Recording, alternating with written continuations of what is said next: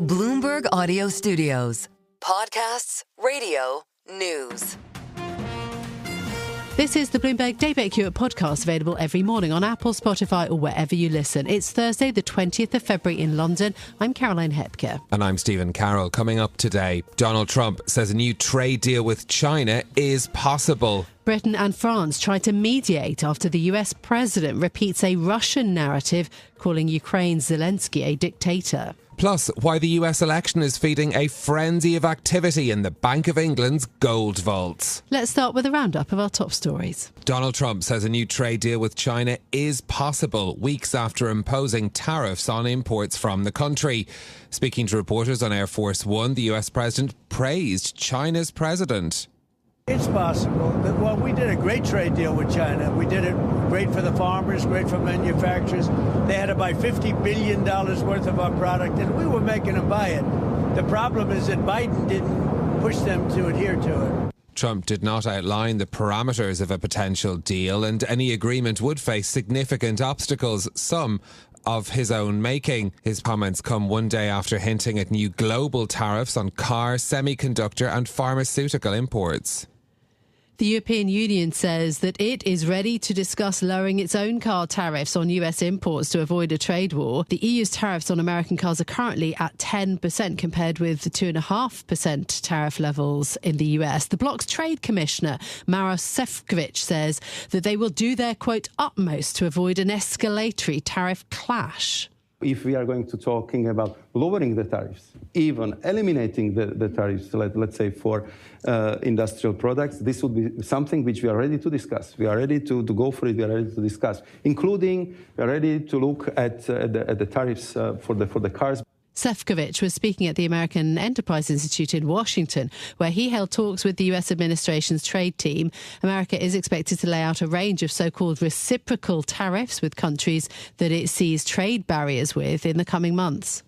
Keir Starmer and Emmanuel Macron are trying to mediate after the US president called Ukraine's Volodymyr Zelenskiy a dictator. The leaders of the UK and France both called Zelensky to express their support for him and announced that they would visit Washington next week.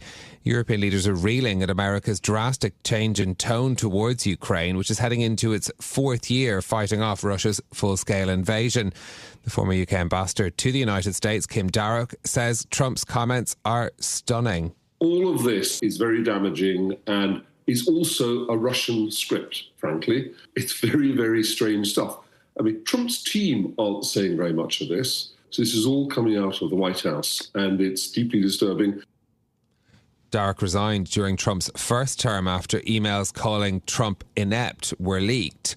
Zelensky meets with the US envoy Keith Kellogg later today in Kyiv to brief him on the war effort.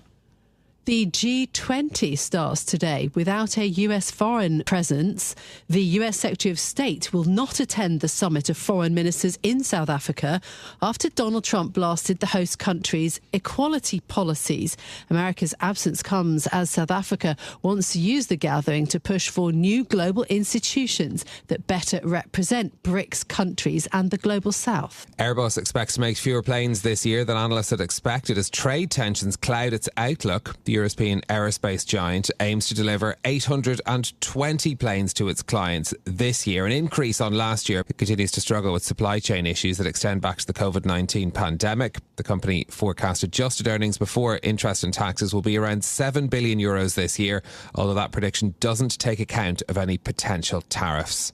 The European Central Bank may soon need to discuss a pause or entirely suspend its interest rate cutting programme. According to policymaker Isabel Schnabel, officials should discuss dropping language describing monetary policy as still restrictive in their next post-decision statement. Traders have cut bets on further ECB easing after Schnabel's comments. Investors are now pricing an additional 72 basis points of cuts in 2025. That's compared with 76 basis points before she spoke. Confidence among UK households has slipped to a new low since last July's election. That's as the public faces a darkening outlook featuring rising inflation and slowing growth. Bloomberg's Tiwa Adebayo has more. Half the British population expects the economy to worsen over the next 3 months, according to new figures from the British Retail Consortium. That's the worst rating since the Labour Party's landslide victory in July 2024. It's a sharp reversal from Keir Starmer's first month as Prime Minister, when the body's sentiment monitor score hit +2. That number has now dropped to -37. The news comes as the UK government fights to turn around consumer and business confidence after firms were rattled by more than £40 billion of tax hikes. In London, Tiwa Adebayo, Bloomberg Radio. Those are our top stories for you this morning. Now, in terms of the markets and where we stand, Trump saying that a new China trade deal is possible, but few details. The yuan strengthens 0.2% on the back of that. But really, we've started the day on quite a downbeat note, real kind of risk-off mood, which we did see a little bit of yesterday. The European equity market slid on the US Stocks 50 index down 1.5% at the end of the day. That was the worst session since December. So, as I say, quite a sour mood. Equities this morning, MSCI Asia Pacific Index down 0.6%. You've got US stock futures also in the red. The Nikkei 225 down by almost 1.5% this morning. The yen leading gains in the FX markets, rising 0.8% this morning. Expectations of more BOJ tightening. Got the Bloomberg dollar spot index this morning actually still a little bit softer in the red right now. Those are the markets. In a moment, we'll bring you more on Donald Trump's latest comments on trade and on Ukraine, plus how a gold rush is affecting the operation of the vaults under the Bank of England. But amidst all the geopolitical news of the moment, a note of optimism from our opinion columnist Howard Chwaiwan this morning. He's been writing about how he's keeping his New Year's resolution to take up running again, and it's thanks to a fitness tracker. So Howard gave up running a decade ago because of knee pain, but he wants to get back to it, pushing his deadline past New Year's Day to Chinese New Year, but trying to get there before Persian New Year or Thai New Year, which are in March or April.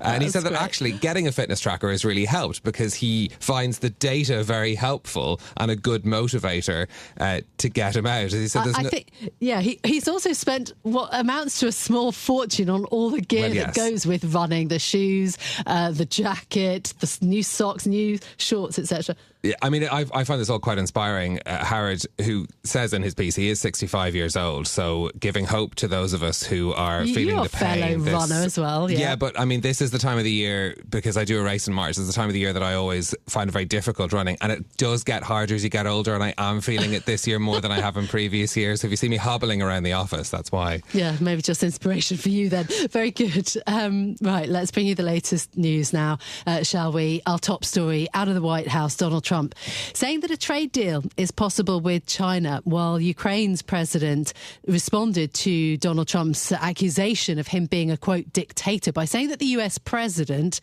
has fallen victim to Russian disinformation. Our EMEA news director, Rosalind Matheson, joins us now for more. Should we talk about the trade issue first? Donald Trump says that a deal is possible with China, and then the EU is talking about the possibility of cutting their own tariffs on car imports from the US. How positively should we take those signals?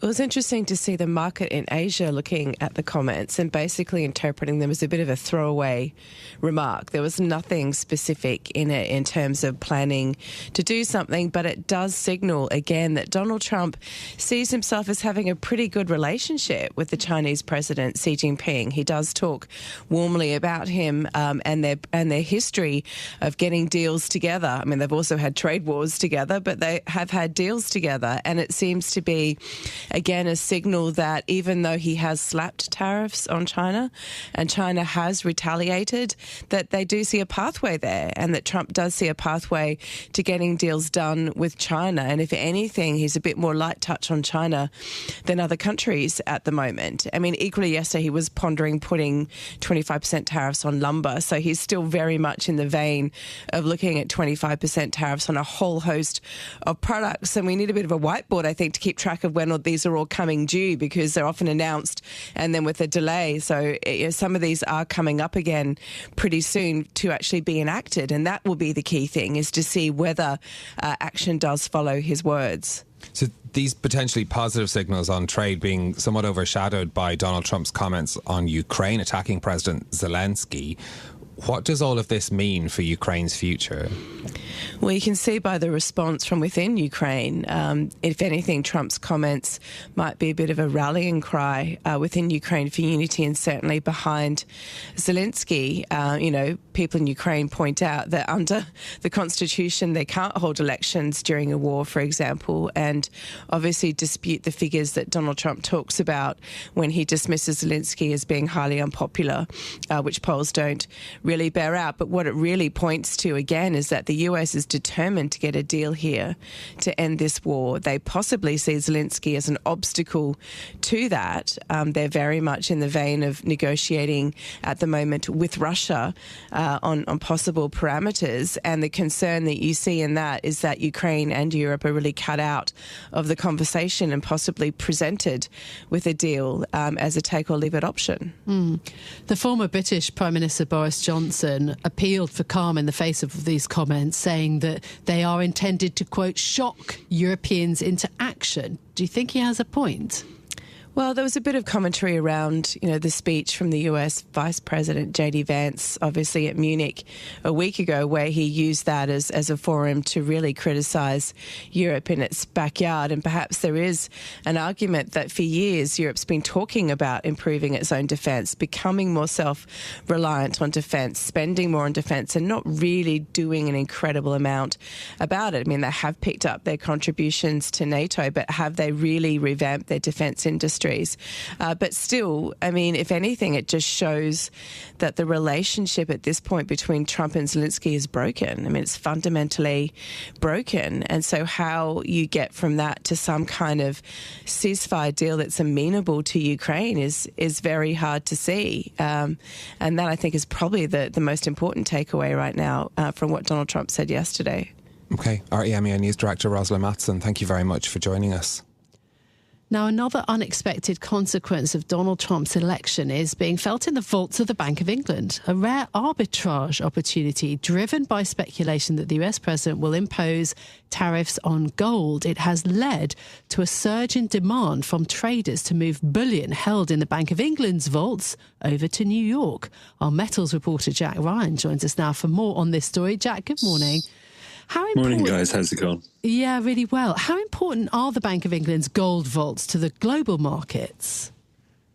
They're a really important kind of pool of liquidity for the market. So London is the biggest gold trading centre. It's where most of the gold that is traded on a daily basis is traded. And the Bank of England is a stash of about 500 billion worth of gold, which is mostly held by central banks, not just the UK, but other central banks around the world that the Bank of England provides storage to, and then some commercial operators as well, who can buy it from the central banks, who can sell it to the central banks, who can trade with them and borrow it from them. So they kind of have access to that pool of liquidity. And the issue really since the US election has been people have become worried about the maybe small probability that gold could be included in any given tariff or in universal tariffs that Trump may impose on trading partners. And because of that, the prices for gold in the US have risen above the rest of the world, and particularly prices, they've risen as much as about $50 over prices in London in December and then in mid-January. And because of that, people have been struggling to get gold out of the Bank of England and across to the US. Maybe because they want to just get their gold there so that it can't be subject to tariff if they want to bring it across. Or B, and I would suspect this would make up the larger proportion of the flow, it's to capture that arbitrage. Because if you can buy it in London and sell it in New York, there's a guaranteed profit in the middle there. And so that has led to people scrambling to get gold out of the Bank of England and get it on a flight across the Atlantic. But the Bank of England has struggled to deal with that kind of very intense period of demand because they have a very small number of staff. They only have 15 people or about 15 people who are involved in the actual process of going down and digging out the gold bars. And that has led to weeks-long delays, which is particularly a problem now when you really want to capture an arbitrage opportunity that can close very quickly. Yeah, I mean, it sounds stupid to say, but obviously gold is heavy and difficult to move around, and that's part of the reason that's also implicated in this too. I mean, what's the big picture from this story, Jack? Could this be a permanent flight of gold out of London? No, I don't. But most people that I've spoken to don't think that it will be. I mean, London, for many reasons, is the centre of the gold market. As I said, it has this huge pool of liquidity that comes from the Bank of England, which is kind of I guess you could say, at the heart of the market. And then there's lots of other privately operated vaults around the city and a very active trading market every day with huge trading volumes. So I think London is the terminal market for gold, and the gold in New York, because there's been lots of gold has gone over about 20 million troy ounces, or so that's about $60 billion worth of gold has gone to New York since the day of the election. I think most people in the market expect that gold will start coming back once, if it does become clear that gold is not going to be subject to tariffs. This is Bloomberg Daybreak Europe, your morning brief on the stories making news from London to Wall Street and beyond. Look for us on your podcast feed every morning on Apple, Spotify and anywhere else you get your podcasts. You can also listen live each morning on London DAB Radio, the Bloomberg Business app and Bloomberg.com. Our flagship New York station is also available on your Amazon Alexa devices. Just say, Alexa, play Bloomberg 1130. I'm Caroline Hepker. And I'm Stephen Carroll. Join us again tomorrow morning for all the news you need to start your day, right here on Bloomberg Daybreak Europe.